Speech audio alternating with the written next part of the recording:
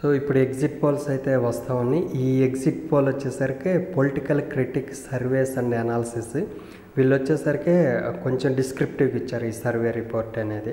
So first vote share చూద్దాం, ఎవరికి ఎంత వచ్చింది అనేది. 175 నియోజకవర్గాలు కదా.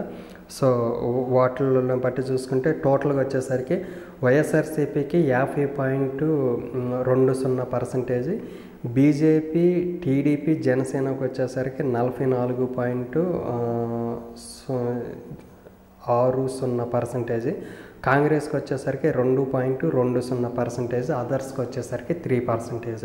సో ఓవరాల్గా వచ్చేసరికి వీళ్ళు వైఎస్ఆర్సీపీకి 50.20%, అలయన్స్కి వచ్చేసరికి 44.60% ఇచ్చారు. సో అదేవిధంగా సీట్ల పరంగా చూసుకుంటే అదర్స్కి వచ్చేసరికి 0, టీడీపీ, జనసేన, బీజేపీకి వచ్చేసరికి అలయన్స్ కూటమికి 44.54 అంటే 54.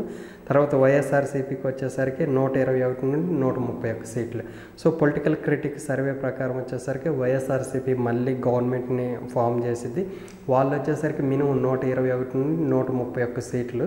సో ఇప్పుడు అలయన్స్గా వచ్చినా సరే, 2019 కూటమిగా వచ్చినా సరే వీళ్ళకి సీట్లు కూడా పెద్దగా ఏం పెరగలేదు. సో వీళ్ళు 2014 రిపీట్ అవుతుంది అనుకున్నారు, కానీ ఈ సర్వే రిపోర్ట్ ప్రకారం చూసుకుంటే కూటమికి 44 నుండి 54 సీట్లు మాత్రం వచ్చినాయి.